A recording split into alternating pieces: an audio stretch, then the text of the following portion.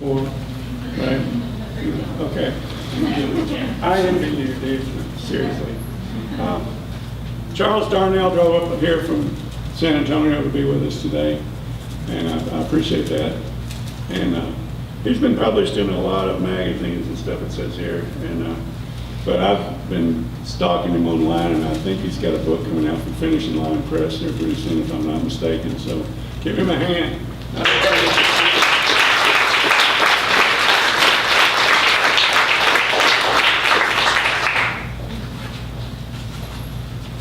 Thank you, Tony. Drew a lot of people here today. There are. Cool. Poem that's in the initial issue of Ocotillo Press is on page 81. It's called Oak Hill. The creeks here are deer roads, weaving between the hillsides past the houses of middle-aged dreamers who settled in life long ago. The deer ignore the dog barks, move slowly, crop the grass along the bank, pay no mind to angry window taps over late supper tables. They look up at the striding figure of a woman. She carries a stick, but not for them. Sometimes the dogs get loose. She moves on, looks both ways before crossing. Evening drips into tenebrous night. The does and their fawns venture to the quiet lawns, one ear cocked toward the front door.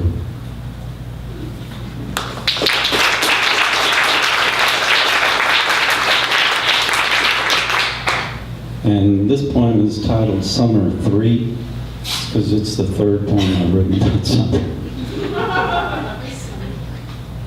She slides down risers, thin fingers along the rail, bare feet meet a bare wooden floor, saunters languid to where you sit, slim straps on a silk slip cling to pale collarbones, puts the heels of her palms on the edge of your table, leans in and looks. Beaded sweat high on her breasts trickle down into the dark valley between. As she takes your iced tea, holds it to her chest, closes her eyes in relief, runs the cool glass across her forehead, wet hair sticks on the fringe. Her eyes open slowly, black lashes rise like the first act of a play. She moves in across, cloth pressed against her rear, regards you with half-drawn lids, and drops her forearms on the tablecloth. Wet darkness spreads. Relax, she says. These are long days, and we are just beginning.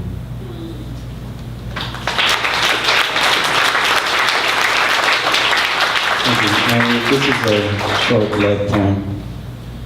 Anything. They say love makes you crazy. Do things you would not dream of.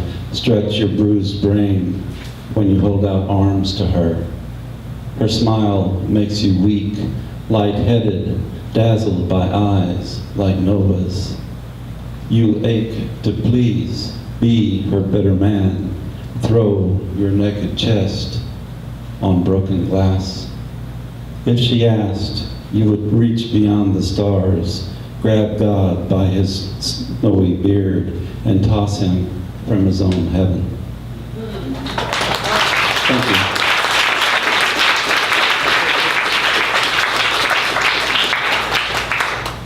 I want to take just a minute here to thank Malvern for having us here, for allowing us to use this space. And I also want to mention that this store supports local writers and poets. And also, they probably have the best poetry collection of any place in the U.S., at least any place this size. So while you're here, take your opportunity to look around, buy some books. That's why they let us come in here, because they want us to buy books. You can buy the journal, of course. I'd like for you to do that, but there's other great work here to choose from. We also have some really cool T-shirts with our Rowdy Rooster logo if you want to just, wear us wrapped around your body. Right? Somebody got off on that. Anyway, the next reader is John Howard Hatfield. He's an Austinite. This is a nonfiction piece, although it reads a lot like fiction, and it's got a lot of humor in it. So let's give John a big hand.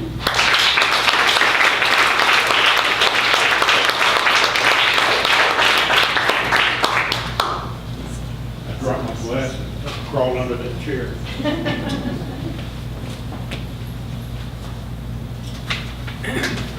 The other day I was over at Kallisto Station for the funeral for one of my favorite. You can't hear me? The other day I was over at Kallisto Station in Bryan for the funeral of one of my favorite older cousins, Raymond Callaway Jones Sr.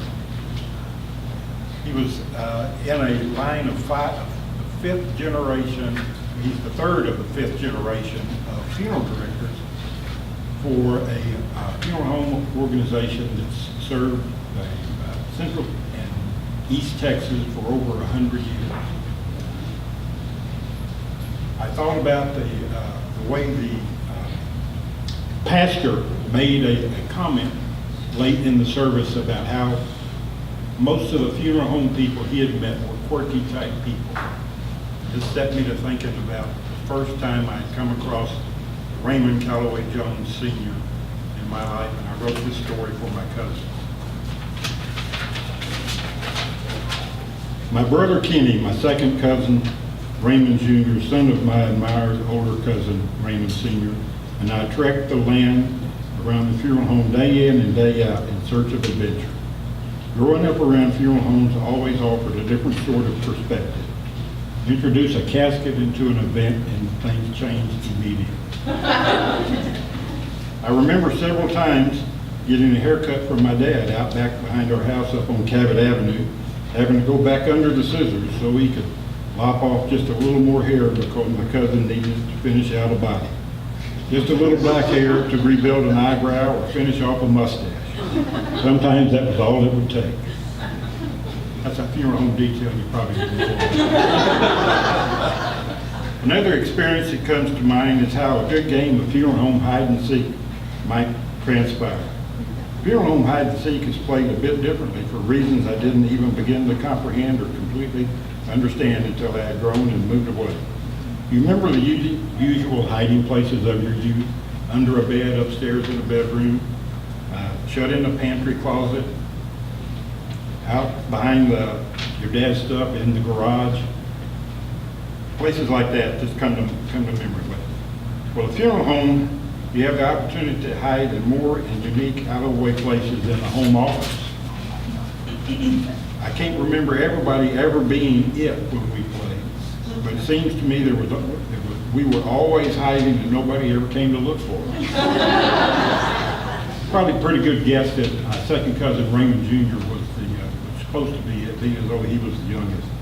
Imagine yourself taking up a hiding place in the casket room. That is, if you had the nerve to ever do so. Nobody would look for you there in the casket room. Well, almost nobody. Another place nobody looked was in the visitation room that currently had a body on display. Not many 6-year-olds would go in there. Heck, even 9-year-olds hesitated. If you really didn't want to be found, though, you might try hiding in the embalming room. Darn sure bet nobody's going to find you in there. You only had to work up the nerve to go in. Most of the time you were just plain forgotten and the game moved on without you. Sometime later, the one who had hid in there might stagger out of the embalming room, never having been found, now in search of food or drink, or feeling close to the brink of death himself. One time, though, for no good reason, we all ended up in the casket room. We didn't go in there together, but wound up there just the same.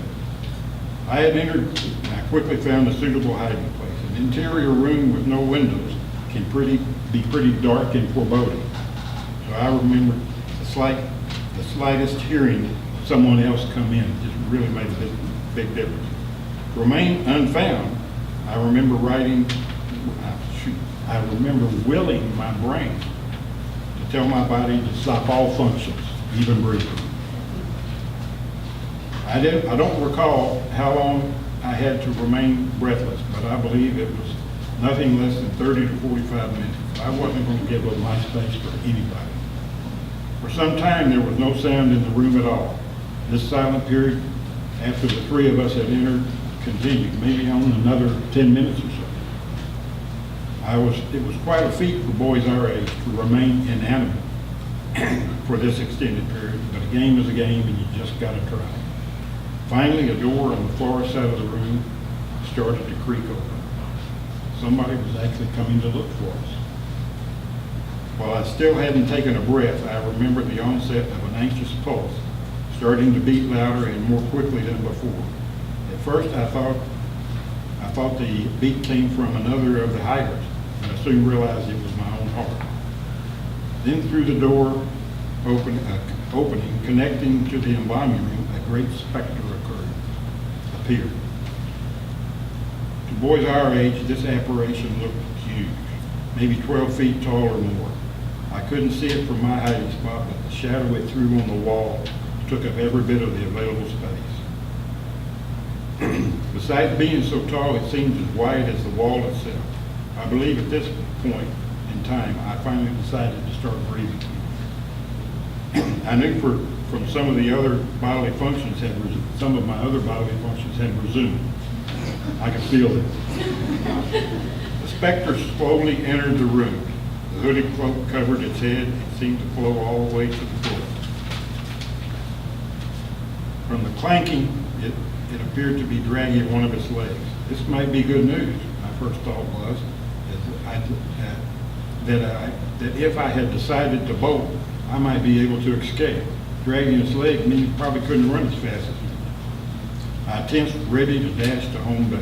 Nevertheless, try as I might, I still wasn't working. I was still working to get all my systems functioning. Sitting so still, somehow both my legs had gone to sleep. Trouble I hadn't counted on. Might be in for it now. I became increasingly unsure, thinking I might not have all the right answers. Perhaps a lack of oxygen had addled my brain. The apparition moved further into the room.